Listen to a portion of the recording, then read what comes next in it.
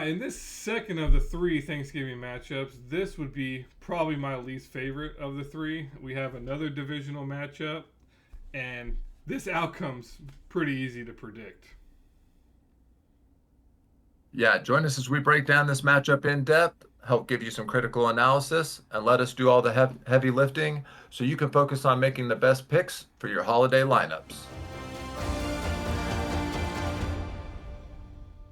All right, welcome to DFS Insights. I'm David Geistlinger, and I'm joined by my cousin, David Grant Jr. The teams up on the block are the Washington Commanders and the Dallas Cowboys. So if you want absolutely free winning lineups, make sure to stay tuned till the end of the stream, where each of us will provide one of our lineups just for you. We're here to put some extra holiday money into your pockets. Nice. No, that sounds good. But let's head over here to this game overview and start breaking it down. All right, so we got this amazing matchup between the Washington Commanders. I've actually heard announcers on TV call them the Commodores multiple times, which is hilarious. I guess you're not going to give a team a whole lot of respect that's 4-7 anyway. So I guess that is what it is, and they're going up against the 7-3 Dallas Cowboys. Um, so, rumor on the streets is that the Dallas Cowboys, record and all these points being scored is kind of inflated. What are your thoughts on that, David? yeah, yeah. The Dallas Cowboys looking like at least their strength of the schedule, I believe, is sitting at about, I think 29th. Yeah, so the third easiest schedule they've played so far, and even but at the same time the Commanders are the 25th, so they haven't had too hard of a schedule, and they're still a losing record. But Dallas, at least in the last few games, seems to be a complete team, whereas in the beginning of the season it looked like their defense was kind of dragging them along. Dak Prescott, I don't know. He just didn't have, his legs under him or something. It just didn't seem like he was offensive focused there. But coming into this game, clearly see Dallas is, favored by 11 points, which is, pretty heavy favorite there.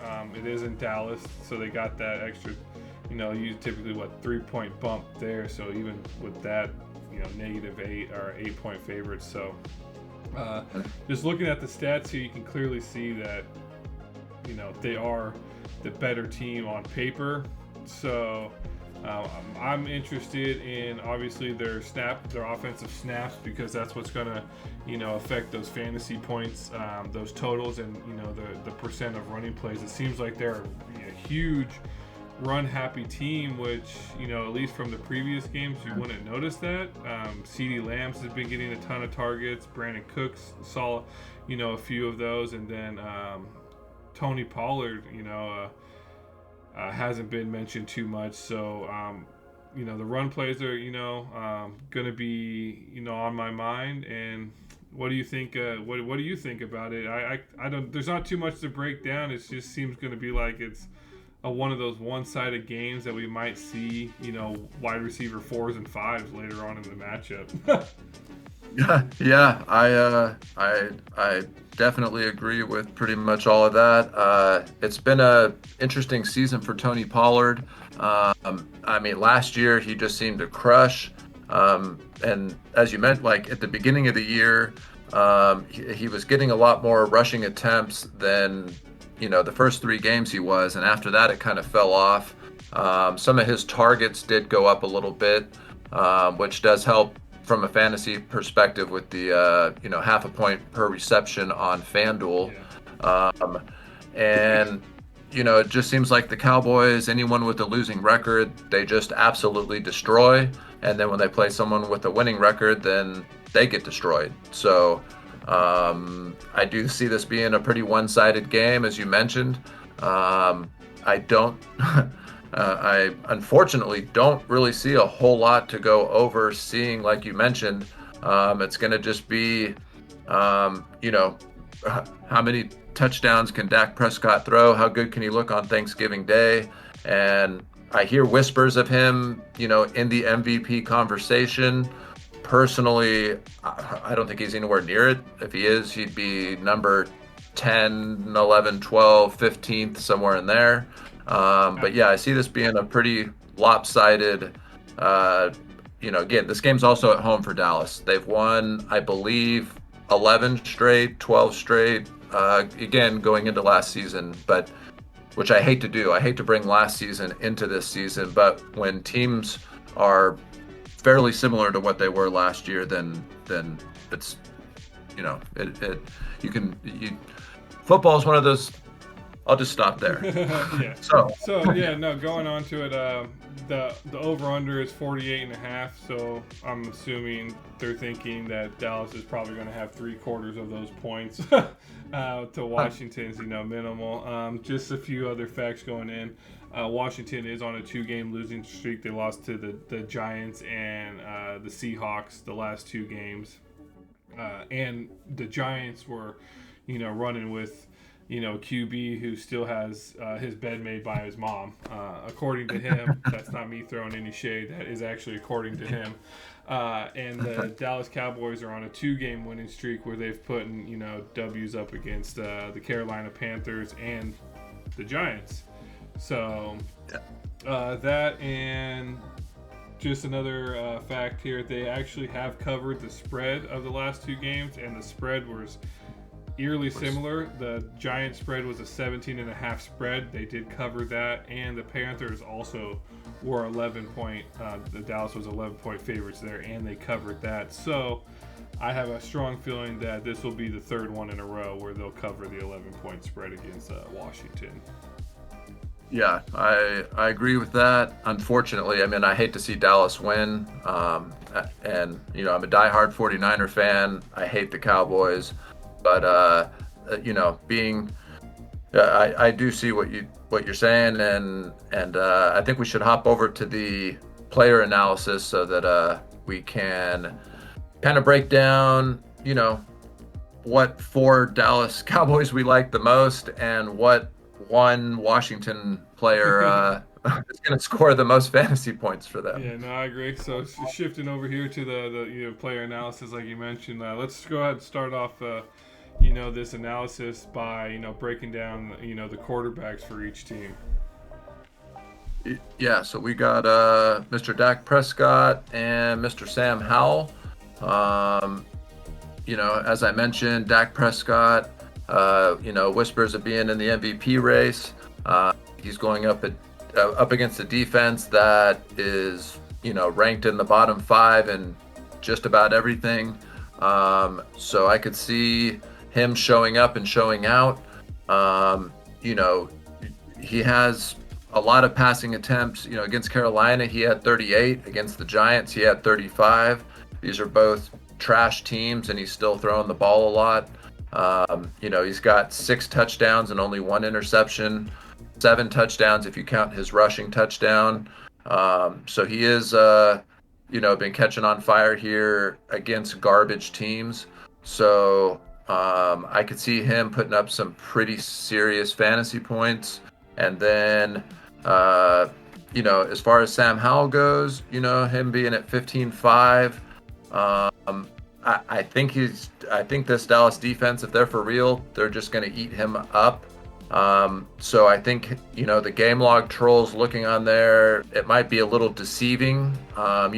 His last couple games, 20 fantasy points, 24, 18, 31, against the Giants, the Seahawks, New England, and Philly. However, he will be losing in the 4th quarter and having to have a lot of attempts. He's got 45, 44, 45, 52, 42 attempts. He's going to be throwing the ball. So it's either going to be, he finds some kind of success, or that's just going to be more reason to consider Dallas's defense. What are some of your thoughts on the quarterback? Yeah, just kind of echoing Dak Prescott, at least for the last 2 matchups. It doesn't seem like, on paper, the Carolina game, he was all that good, great fantasy point wise, but the 2 previous games, the Giants and the Philadelphia Eagles, he was actually in the optimal lineup on weeks 9 and 10. So as you can clearly see, 28 fantasy points, 30, basically 39. So he is looking, at least to me, a whole lot better than the beginning of the season up until, I don't know if maybe that, San Francisco just basically whooped him so bad that he just started like, oh, I got to change some things around, because that's kind of what it looked like. Yeah. So I can clearly see him. It seems like him and Lamb are jiving now. With that, Sam Howell, I haven't followed too many of the Washington games. However, I did see, and I'm almost positive, I don't know how many of our viewers out there, watch Good Morning Football on the NFL Network, not sponsored or anything, but I believe he will probably be featured on Angry Runs. I don't know if you're familiar with that segment, but he had an amazing, killer, crazy run against the Giants where he actually technically scored the football, touchdown twice, but they only counted it once too. But if you haven't seen it, I highly recommend going to watch that highlight reel of him running the ball. But that was a good point you pointed out. It looks like he just throws a ton. Yeah. I mean, 31 completions, 29, so not the best percentage, but not the worst. He seems to be averaging dang near 270, 276, and some change there, which is shocking too, because I actually had a little bit of high hopes for their running back, that Brian Robinson Jr. guy. I believe he was shot in the the leg, and he came back, and it looked like he had some potential there. So speaking of him, let's jump over here to the running backs, and I can start breaking down the basically the running back ones, because it seems probably that's what the bulk of it's going to be. So for the Dallas, you have Tony Pollard, and I don't know what happened to him. He basically last season took Ezekiel Elliott's spot and said, it's mine, and he came out as a running back too, and was just dominant, averaging dang near 9-10 yards a carry, and then now he's the running back one, and he just last game scored his first touchdown since week 1. He gets the touches, so I don't know what's going on. Dallas does have a great offensive line, so I'm hoping to see him be utilized a little bit more, especially against this Washington defensive front here. And then going over to Brian Robertson Jr., like I mentioned, seems like he gets a ton of carries too. So dang, it just seems like Washington has quite a bit of offensive snaps. Their record sure doesn't seem to indicate that, but 17 rushes, 73 yards. Looks like he has some few fumbles here and there. He is in the running game, 9 targets, 6 targets, so he's putting up pretty decent points. So I'd say he is a viable option if you're looking for that potential run back. If you do that 4-1 lineup, being Dallas heavy. Yep. So how do you see? Do you see these running backs, being utilized, in this game, or do you see maybe any of the running back twos, perk your, interest in this? So the two thoughts of training that I kind of have would be that, Washington is going to want to try to control the time of possession. And so I think to begin with, they're going to probably come out a little run heavy, and try to really control possession, control the ball, and eat up the clock as much as they can, so that Dallas doesn't have as many opportunities. And if they're successful with that, then Robinson, is definitely a viable play. To whereas Tony Pollard is only $500 more, and the game script for him would be more like the Dallas is dominating, and so the fourth quarter, when they get the ball, they're gonna want to be running it to run the clock out. And Tony Pollard, it's crazy. At the beginning of the season, he was getting 25, 23 rushing attempts. Seemed to be doing pretty well with that. And then for whatever reason, maybe it was health, something we don't know about. Maybe they wanted to go more running back by committee. Um, but yeah, as I'm kind of looking down at the RB2, which Rico Dowdle, he didn't play. So, I don't know what his status will be for this game. He is questionable, so just kind of something to keep your eye on because I mean he is, at least over the last two games against the Giants, he had 12 rushing attempts for 79 yards and a rushing touchdown, and then he had 8 carries for 23 yards, two receptions on two targets. Granted, it was for -3 yards, so I Yeah. guess that didn't do a whole lot there. Um, but if it is one of those games where it's out of control, where like they're up Dallas is up 2 touchdowns in the fourth quarter or more, then they don't want their guys getting hurt. They need to. That's where we could see some of those, the RB2, RB3 coming in. So maybe even in a 4-1 Dallas stack, you go to that, cheaper person that we've seen uh, randomly show up and just get a bunch of targets or attempts, basically. Yeah, no, I Um, agree. I agree with that. With him being the probably the only viable, or the Rico Dow utilizing him for sure. so now, as far as the wide receivers go, if we Quite a kind of bit.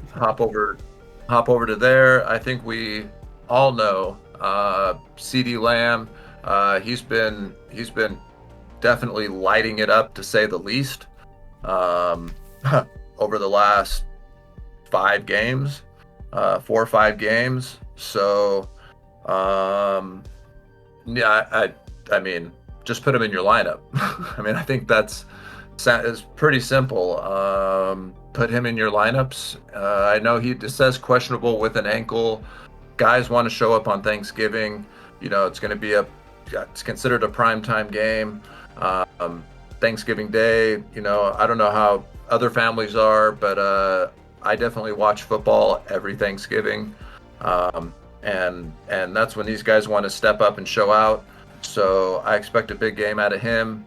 And with Washington going to be playing from behind, someone like Terry McLaurin, um, you know, without looking at the fantasy point trolling, but if you're looking at the targets and receptions, he is getting some nice targets. Is again, Dallas's defense is going to be nice.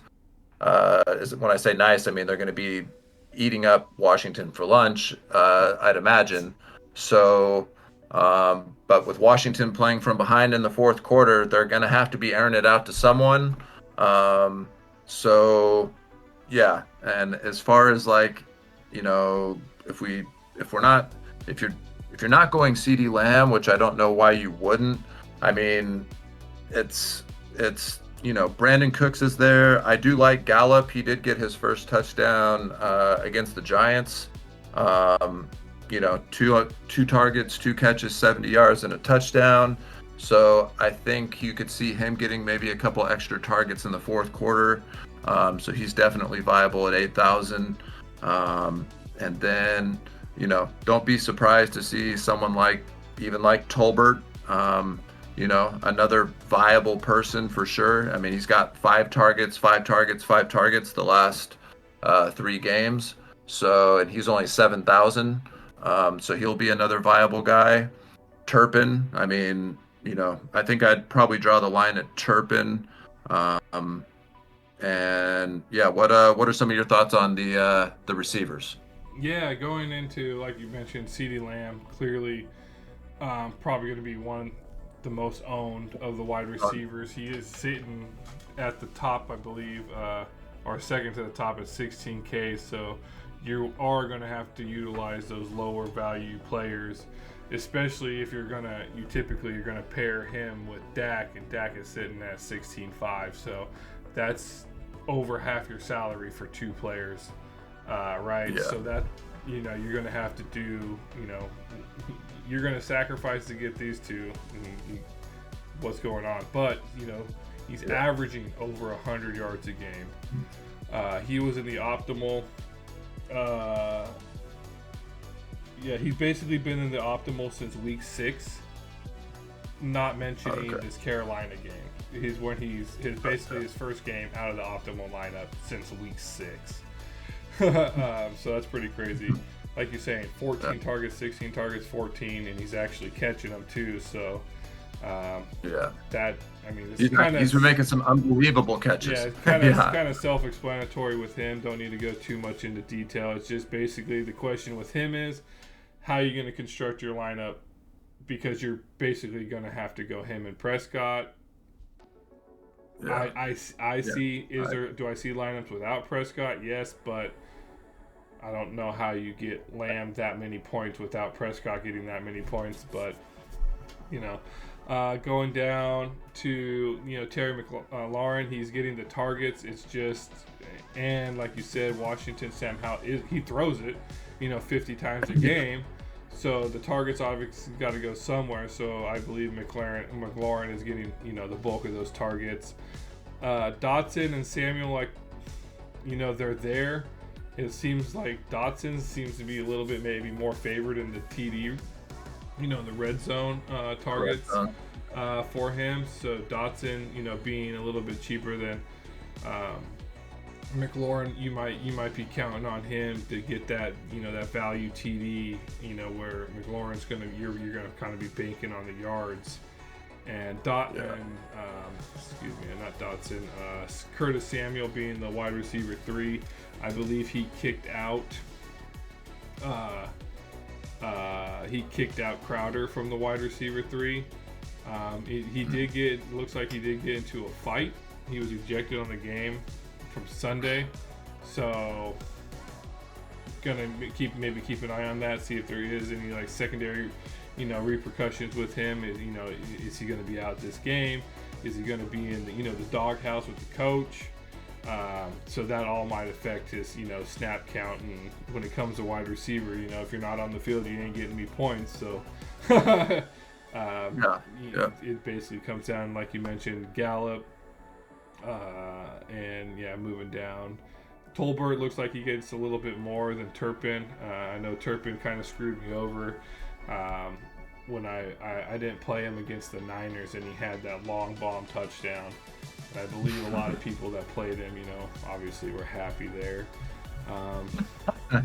So that's that's the wide receiver. So moving on to, we call them tight ends, but we all really know they're wide receivers now. I mean, they're just, the redheaded stepchild of the wide receivers. So we basically have 2. I don't see really any other options after that. Jake Ferguson, he's definitely one of Dak's favorite red zone targets. He did get at least 5 targets last game. He didn't get a touchdown, but basically three of the last 4 games he's had a touchdown, and he's getting a fair amount of target shares. So, I mean, just looking at, who Dak's looking at, it's obviously CeeDee Lamb. If CeeDee Lamb is not there, he's looking for Ferguson. Brandon Cooks, I believe, had a touchdown in a previous game, but I kind of just looking at his post-game interview, he was happy he's finally getting involved, right? So, you are, but let's be serious. You're still basically you're wide receiver 2, but technically you're 3 because you're behind Ferguson. My favorite player out of the Washington is going to be Logan Thomas. He's a great pass catcher and things like that. It's just I think he's on a bad team. So he's getting the targets. It looks like he is getting the yards.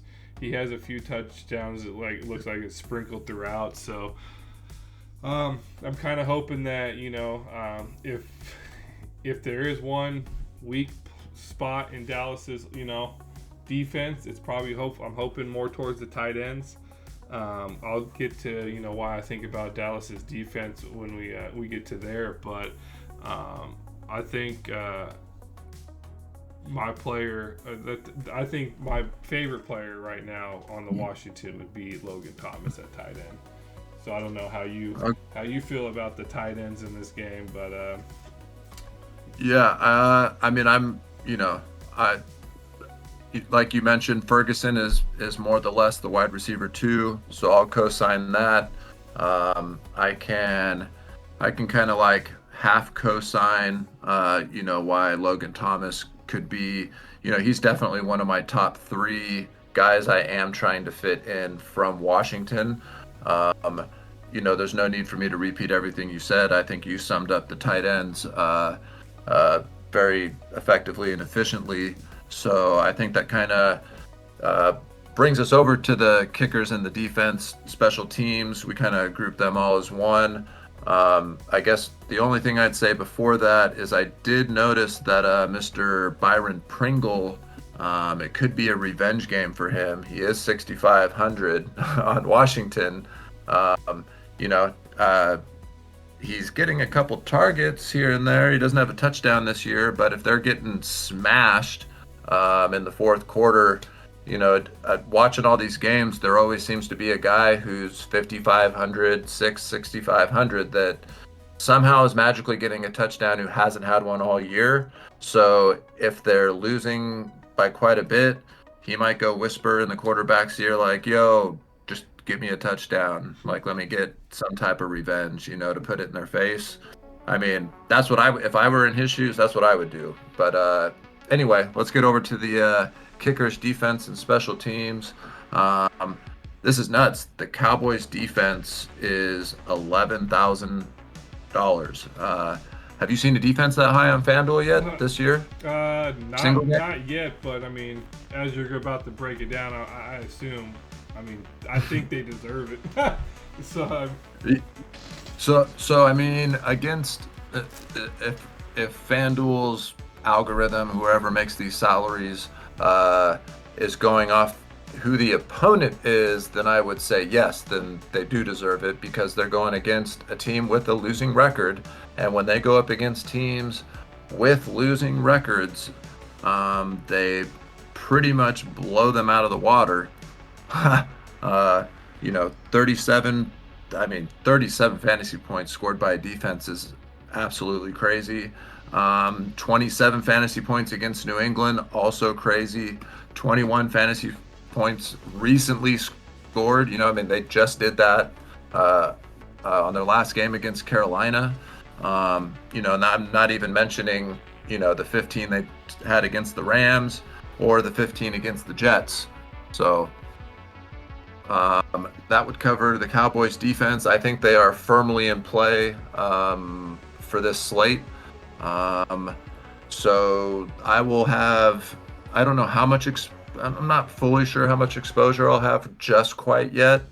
I kind of want to wait to see what the ownership projection is going to be on that, because I do feel like they might be pretty high owned. And if they are high owned at the 11,000, I might look to pivot somewhere else, but regardless, I will have some exposure to the Cowboys defense.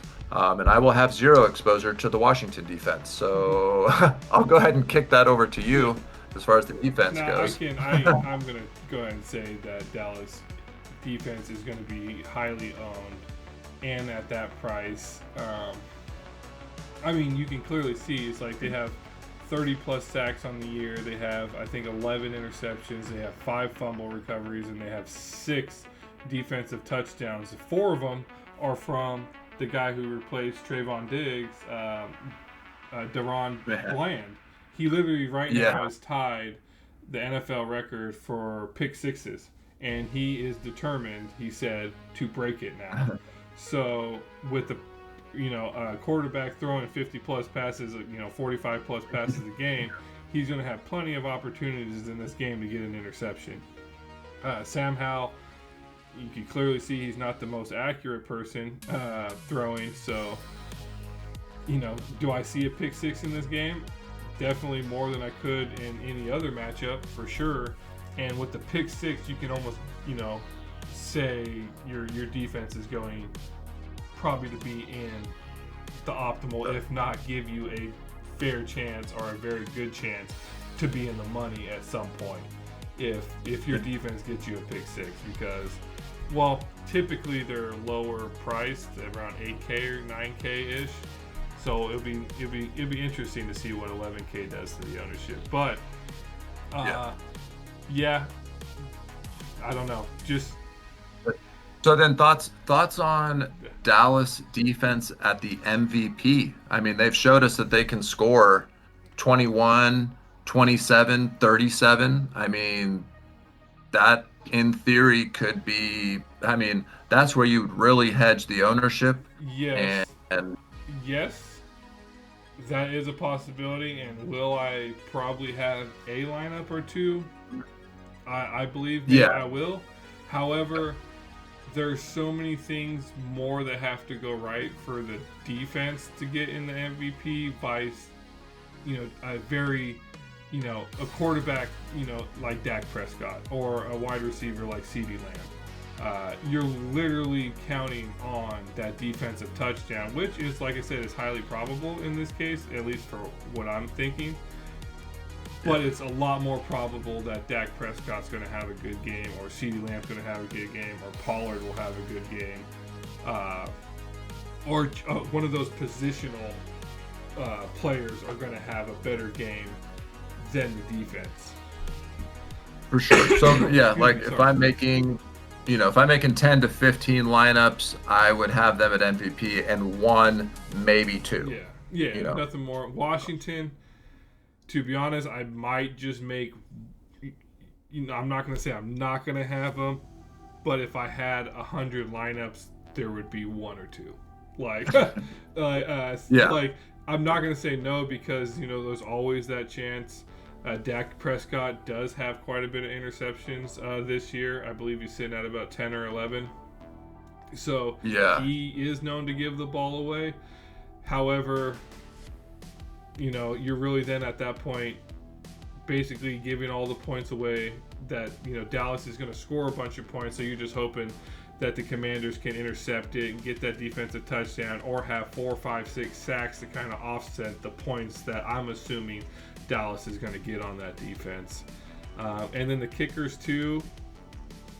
If I had to choose, I would definitely go Dallas's kicker over. I just see them pushing the ball, or having the more likelihood of pushing the ball in. And if Washington does get lucky, I believe that Dallas will be in at least field goal range for Aubrey, who's looking like an all-star right now, kicker wise. So Joey Slye, nothing against him. It's just I'm basing it on offensive performance, and if your offense is not getting you to the 30, the 35, to give you a shot at that 50-yard field goal or whatever, which is a typical max range, 50, 55 or whatever for some, you're not scoring points. So I don't know if you have anything else to add on the kickers, or how you feel about them this matchup. I always have exposure to both kickers, typically in each matchup. As far as what my exposure would be, I obviously would lean towards Aubrey as well. I think more touchdowns will be scored. And let's just say the Commanders somehow defense shows up, and they're not, and it's forcing Dallas to kick a ton of field goals to win. I see Dallas being in field goal range and scoring position more often than not. Mm-hmm. So he could easily have a couple 40-yard field goals and a 50-yard field goal, and be somewhere between 10 and 15 fantasy points. And if that's the case, and at 9,500,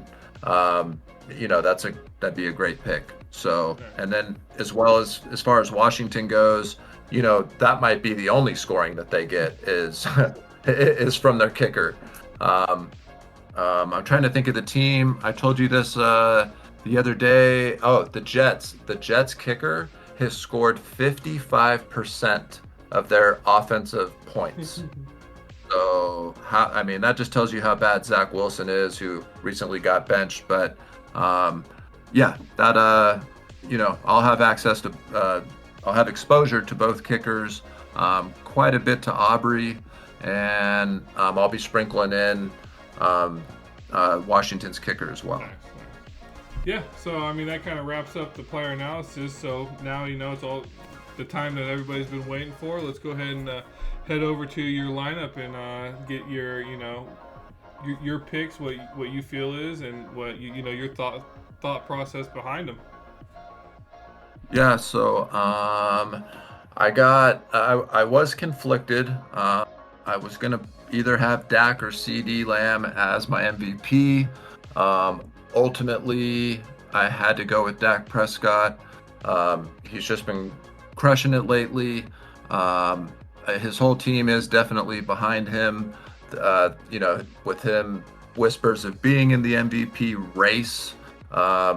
This is another game he needs to show up, show out. It's against a team with a losing record, and he's been dominant against that type of an opponent. So I got Dak at MVP. Whenever you have the quarterback at MVP, you got to line him up with the receiver. So I went CD Lamb because, between his targets and how on fire he's been, even though, as you mentioned, that takes up half the salary, it's still feasible. And so with the touchdowns and them being in scoring position or field goal position more often than not, I went ahead and went with Dallas's kicker. And then because I'm going to game script that Washington will be playing from behind dang near every quarter, that they might, if they get the ball first, they might get lucky and get a field goal, and that'd be the only time they'd lead. But other than that, if they don't win the toss, they probably will never be leading in this game. I hate to compliment the Cowboys like that, but it's just what the stats say. So that's why I'm going two receivers from Washington. As I see, we know that Sam Howell throws a lot, and I'm just hoping, they'll be losing in the fourth quarter. He's going to have to be airing it out, playing from behind most of the game. And I just, I picked two of the best receivers that I could fit in there and hoping for something. So, that's kind of the game script thought behind the lineup I have here. I did only leave 500 remaining. So, and, I did go 3-2 Dallas instead of a 4-1. So I guess in a way, I'm hoping the game is a little competitive for Washington. I'm rooting against Dallas, but I don't let that cloud my judgment when it comes to money and it comes to constructing the lineups. I'm here to try to make money like everybody else, and if that means going 4-1 Dallas, that's what I'm going to do. So it'll give me a reason to at least like Dallas somewhat if they can make me some money. Yeah, exactly. So how do you feel about the lineup I made? Yeah, I'm kind of just looking at it. This is obviously the first time because we do these lineups independently of each other. So just looking at this for the first time, it's kind of shocked you going with the 3-2 Dallas. Obviously, I know we do. We try to do these for the 100K to first. The larger pool tournaments. But just seeing the 3-2 Dallas. With 3 and Washington with 2. That's interesting in itself. I see the game script a little bit different than that, but yeah, definitely Dak Prescott being MVP, you're going to have to pair him up with CD Lamb. Obviously, that's a great pairing, but as mentioned before, you eating up those 2 spots. It hurts when you don't have another a 10K player or above in your lineup, and you kind of wince a little bit because obviously, Sure. Your Fanduel's differs because it's you need the top 5 highest scoring basically players to be in it. So relying on 3 of the lower owned, that's obviously a pretty big gamble too. But I mean, my lineup, as you can see here, is not too different. I was able to squeak in an extra 10K plus player, so I did switch it up. I went CeeDee Lamb in the MVP to kind of give me, because I kind of ate up a lot more salary than I wanted to, so I had to switch, give it a little bit more of that edge in the tournament. So going with the CeeDee Lamb in the MVP instead of Dak Prescott. However, I have to pair him with him. However, I also wanted,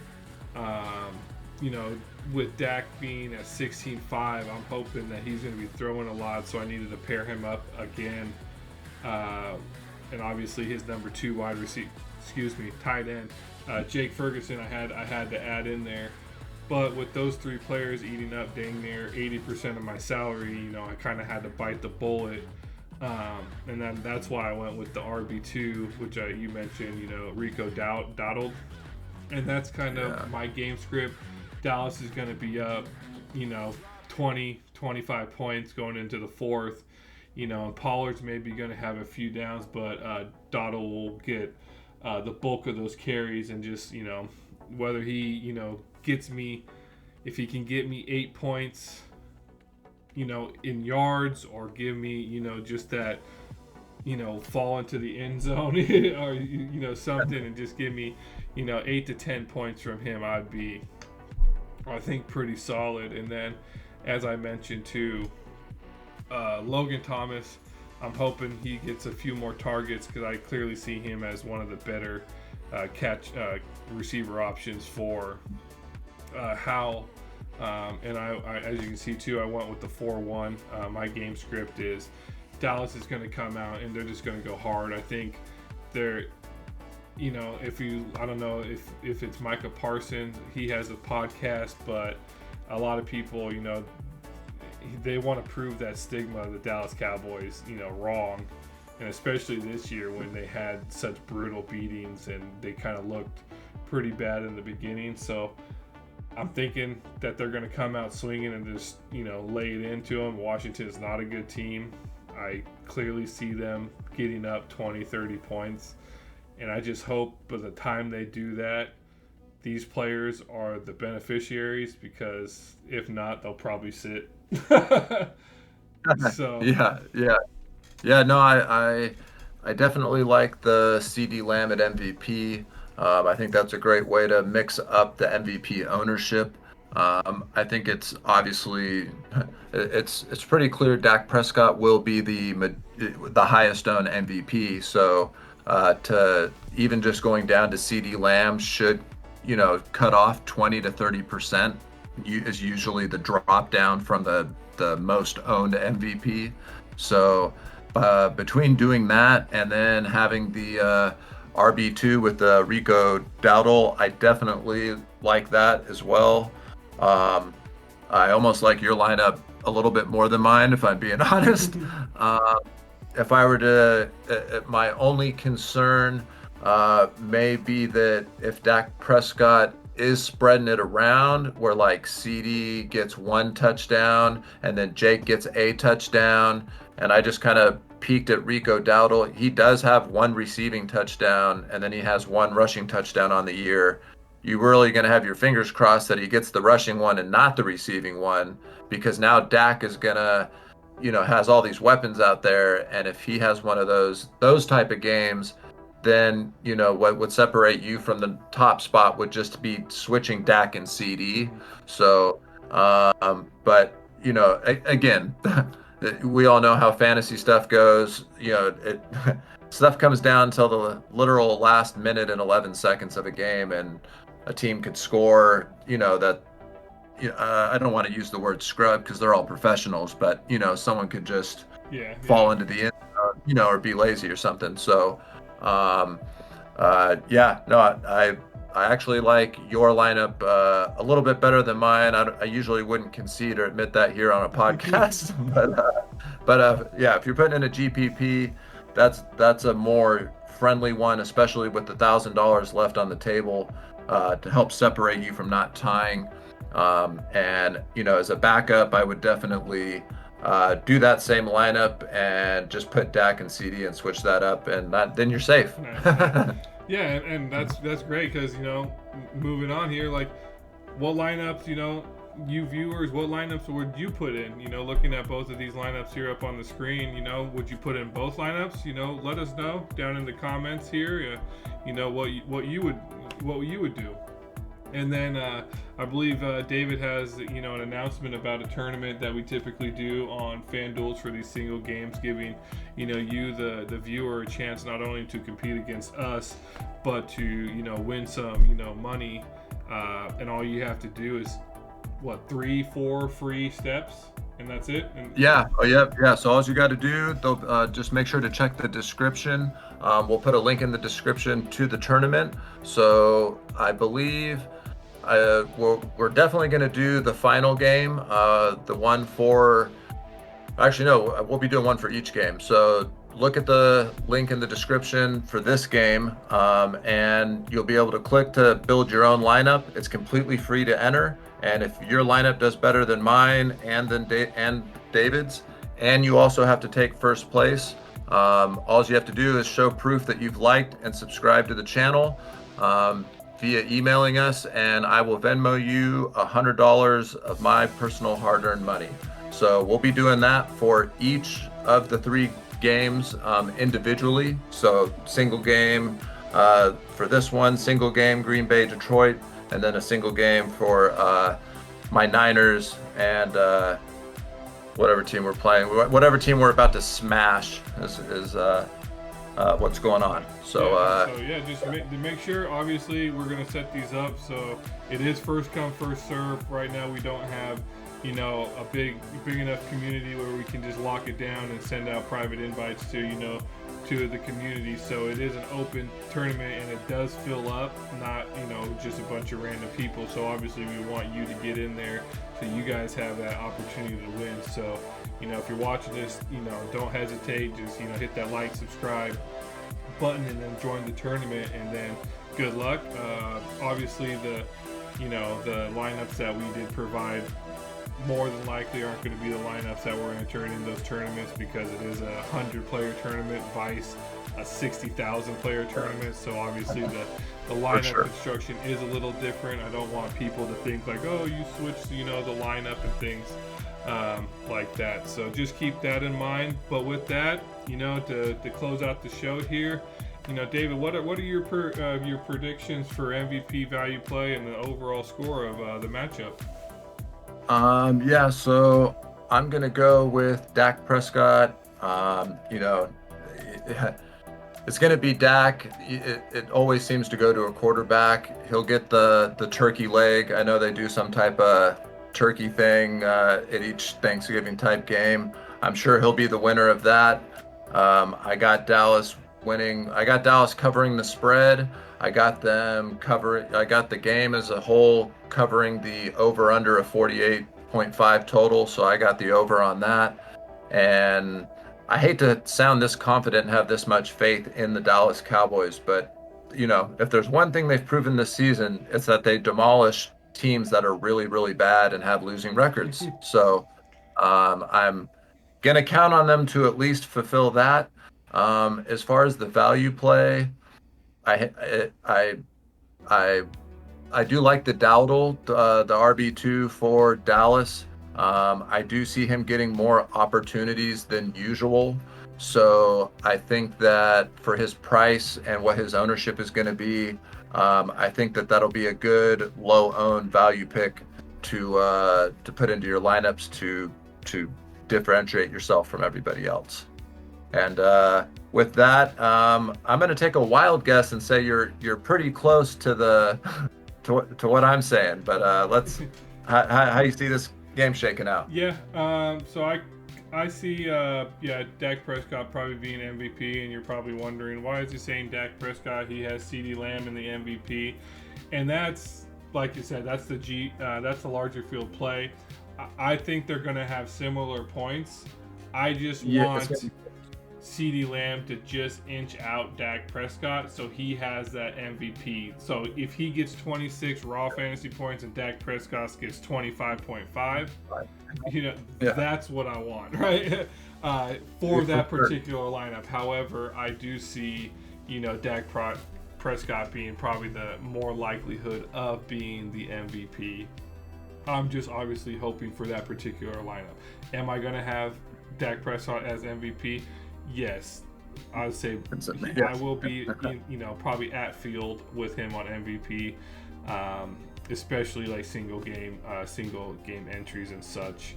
As far as my value pick, obviously in that particular lineup, Dowdle is, I think, probably the most viable option I can see.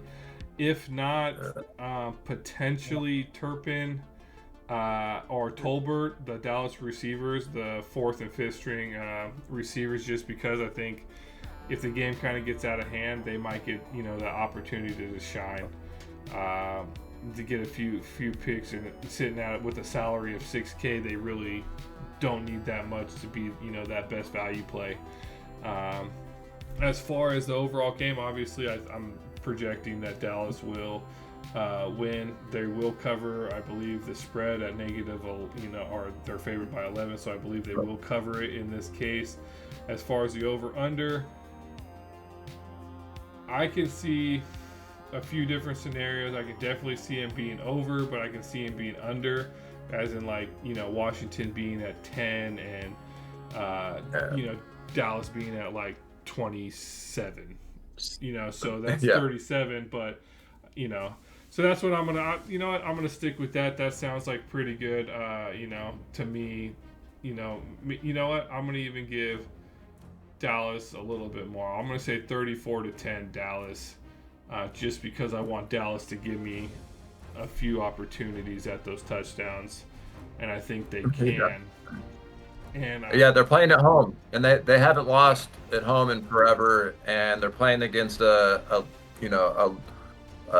subpar losing opponent. They should embarrass them like they have the other teams that have similar records or worse. Nice. So, well, and with that, thanks for watching. This is the second video, so around here somewhere, if you go and find, the Green Bay Detroit video or the 49ers Seattle video, go ahead and tune into those. We do the same breakdown, but for that matchup, and also give you, our lineups and our predictions there. So with that, you guys have a good one, and happy holidays.